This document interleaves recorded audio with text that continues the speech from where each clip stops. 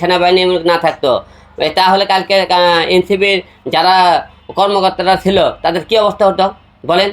তারা কিন্তু এই মনে করেন পুলিশ প্রশাসনের কারণে কিন্তু কালকে তার যানটা ওখান থেকে ফিরে নিয়ে আসতে পারছে। জনগণের মুখে দিল তারা পড়তো, তা দুই দল মুখে সংঘর্ষ হতো, কত মায়ের একটা বুক খালি হইতো বলেন? যারা বলেছিল যে খেলা হবে ডায়লগটা আপনারা সবাই জানেন। শামীম ওসমান স্যার মনে করেন এই খেলা হবে ডায়লগটা আগে তৈরি করেছে। তারপরে মাঝে মাঝে আমাদের ওবায়দুল কাক্কা উনিও কিন্তু মাঝে সাথে একটু খেলা হবে একটু স্লোগান দিতেছিল। যারা খেলা হবে ধরেন বেশি এরা এমন একটা খেলা খেলতে চাইছে, শেষে দেখবে তারাই খেলা মনে করেন হয়ে গেছে আর কি। যাই হোক, এখন এই যে ঘটনাটা যে আপনার গোপালগঞ্জের সাথে এনসিবির সাথে খেলা হবে বলছিল, তোমরা আসো, তোমরা কিন্তু সাথে খেলা হবে। কালকে গোপালগঞ্জে অনেকেই কিন্তু পোস্ট করেছিল আসো তোমাদের সাথে খেলা হবে। কালকে খেলা করার চেষ্টা করেছিল, কিন্তু কিছু একটা কারণে তারা খেলা হবে ডায়লগটা সম্পন্ন করতে পারেনি। প্রশাসন কালকে ভালো ভূমিকায় আমরা দেখেছি। কালকে প্রশাসন যদি ভালোভাবে ভূমিকা না করতো, তারা দায়িত্ব পালন না করলে কালকে কিন্তু এনসিবির এরা কিন্তু জীবনে ফিরে আসতে পারতো না। কালকে কিন্তু দেখবেন আসান তারপরে মনে করেন এরা কিন্তু সবাই মনে করেন করছে কি, পরে প্রশাসন করে সেনাবাহিনী তাদের মনে করেন ট্যাংলরিতে কিন্তু ওদেরকে সেভ করে নিয়ে এসেছে। আপনি দেখছেন সবাই। দেশের জনগণ নতুন কাউকে চাইতেছে, নতুন কাউকে চাইলে কিন্তু নতুন দল অবশ্যই আসতে হবে। নতুন দল যদি আসে আপনাদের সবাইকে গ্রহণ করতে হবে। কারণ এই যে দেখেন একটা বাংলাদেশে সবাই জানতেছিল দুইটা দল, একটা আওয়ামী লীগ একটা বিএনপি। এই যে আওয়ামী লীগের যখন পতন হয়ে গেল, ধরেন বিএনপিরও একদিন পতন হয়ে গেল, তাহলে এই দেশটা চালাবে কে? নতুন দল তো সামনে আসতে হবে। তা নতুন দলকে সুযোগ করে দেন আপনারা, আর আপনারা নতুন দলকে সুযোগ করে দেন এবং আপনারা সবাই প্রতিহিংসা থেকে বের হয়ে আসুন, তাহলে নতুন দলগুলো সামনে এগিয়ে আসবে। কারণ আজ পৃথিবীতে কেউ চিরকাল বেঁচে থাকবে না। আজকে আমি মারা যাবো, কালকে তারা মারা যাবে, নতুন তো কাউকে আপনি সুযোগ করে দেবেন। কারণ নতুন সুযোগ করে দেওয়ার জন্যে আপনাদের সহযোগিতা লাগবে। আপনারা যদি প্রতিহিংসার শিকার হন তাহলে দল তৈরি হবে। এবং এনসিবি যারা আমাদের নেতা খেতারা আছেন এবং যারা আমাদের ছাত্ররা আছেন, সবাইকে একটা কথা বলবো যে আপনারা এমন কোনো বার্তা দেন না যে আপনাদের সেই বার্তার কারণে সারা দেশে অনেক লাখো লাখো মনে করেন মায়ের বুক খালি হয়। তা আপনারা বার্তা এমন হারে দেন যে আপনাকে সেই বার্তা অনুযায়ী আমাদের দেশ বাসে, প্রতিটা ঘরে সন্তান বাসে। কারণ আপনারা আপনারা দেখেন না যে প্রতিহিংসার শিকার হয়ে যে আপনারা এমন একটা বার্তা দিলেন, আপনারা সবাই রাস্তায় নেমে আসো। এই নেমে আসার কারণ দেখেন কালকে আপনাদের একটু ভুলের কারণে আপনারা এনসিপি আপনারা ঠিকই দলের নেতারা ঠিকই বাসায় চলে আসেন।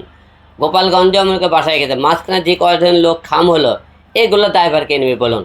রাজনৈতিক দলের প্রতিহিংসার কারণে দেখেন একটার পরে একটা মায়ের বুক খালি হইতেছে। তো এমন কোনো রাজনীতি আপনারা শিখের জনগণ করেন না, কি ছাত্রদেরকে মাঠে নামাইন না, যার কারণে অনেক মায়ের বুক খালি হয়। তাই আপনাদেরকেও বলতেছি আপনারা দেশের জন্য ভালো কিছু করেন, আমরাও চাই, কিন্তু দেশের জনগণ এবং কোনো মায়ের বুক যাতে খালি না হয়। এনসিপির নেতারা আবারও বলেছে গোপালগঞ্জে যাবে, ভালো কথা, সমস্যা নেই।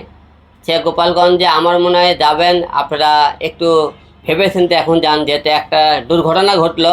একটু আপনারা সব কিছু আপনি যেহেতু 64টা জেলার দায়িত্ব নিয়েছেন, সবকটা জেলায় আপনি ঘুরে আপনারা একটু দেরি করে দেন। কারণ এখন বর্তমানে যে দেশের যে অবস্থা, একটা যেহেতু একটা গণ্ডগোল হয়েছে, আপনারা আবার যে আরেকটা গণ্ডগোলে বাজাবেন, তার কারণে কি একটু ধীরেন, দেশটা গোছান, আরও দেমকের জেলাগুলো ঘোরন। আপনারা গোপালগঞ্জ যাবেন না কেন? প্রতিটা জেলায় যাওয়ার কর্তব্য আছে, আপনারা যাবেন না কেন?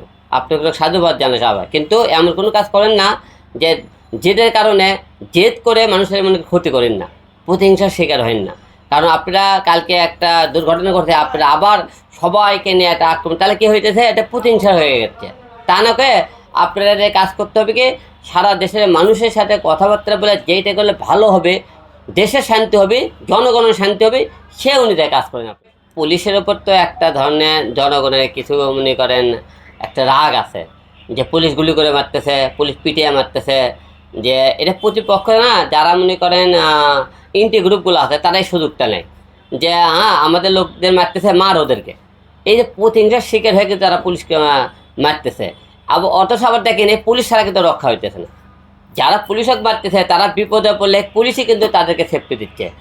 তাহলে আপনি পুলিশক মারা গেছেন, দেখে যাদেরকে আপনি মারতেছেন তারা ছাড়া তো আপনি ধান বাঁচবে না, তারাই সেফটি করতেছে। তাই তাদেরকে আপনারা সাপোর্ট দেন যাতে দেশের জন্য তারা ভালো কাজ করে। পুলিশ হোক না মারে, পুলিশের পাশে সহযোগিতা করুন। কারণ এই পুলিশই আপনাকে দেশের জন্য মনে করেন ভালো কাজ করতেছে এখন। কারণ ওই কালকে যখন মনে করেন দেখেন, এতে কালকে গোপালগঞ্জে ঘটনা, পুলিশের উপর দোষারোপ করে লাভ নাই। আপনারা পুলিশ কিছু কিছু সময়ে তারা চুপ হয়ে যায়, কারণ উপর লেভেলের যতক্ষণ পর্যন্ত আপনারা তারা হুকুম না পায় অনেক কিছু করতে পারে না, আমরা দেখেছি। এখন পুলিশের ওপর অনেকে দোষারোপ করতে পারে কারা, যারা মনে করেন দেখতেছেন।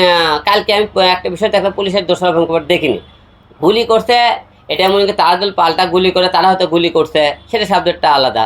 কিন্তু পুলিশের দোষারোপ কেন করতেছে না? কালকে আপনি দেখেন দেশের যে আজকে দেশের যে পরিস্থিতি অবস্থা, পুলিশ তারা কে নিয়ন্ত্রণ করে? যেখানে তার পুলিশ বাধা, যেখানে তার পুলিশ সেনাবাহিনী, যেখানে তার আইন শৃঙ্খলা বাহিনী ছাড়া তো কোনো জায়গা থেকে কেউ রক্ষা পাইতেছেন না। তা পুলিশকে আপনারা হুদাই আপনি দোষারোপ করেন না। পুলিশের উপর হামলা করে, পুলিশের উপর মনোবল আপনারা যারা বলতেছে, এটা ভুল। পুলিশের উপর মনে করেন হামলা করছে কারা দেখেন তো? কোনো ভালো লোক কিন্তু হামলা করেননি। তৃতীয় কোনো পক্ষ লোক হামলা করে মনে করে প্রথম পক্ষের উপর তার ছড়িয়ে দিচ্ছে। আপনাকে খোঁজ নিয়ে দেখতে হবে এই তৃতীয় পক্ষের কারা, যারা আপনাকে এর উপরে মনে করেন এই যে পুলিশ নিয়ে দিতেছে, পুলিশ মারতেছে, পুলিশের উপরে মামলা করাচ্ছে এবং পুলিশক দিয়ে মারে আপনাকে জনগণকে মানে দেশের মধ্যে বিশৃঙ্খলা ঘটাইতেছে। এটা দেখতে হবে। কারণ অনেকে এরকম কথা বলতেছে, পুলিশের মনে করেন পুলিশের উপর দোষ দেবেন, পুলিশটা নিজে রাখবে আমরা তো কিছু করেও দোষী না করেও দোষী, তখন কী করবে? চুপ হয়ে যাবে। চুপ হয়ে গেলে দেশের জনগণের অনেক ক্ষতি হয়ে যাবে।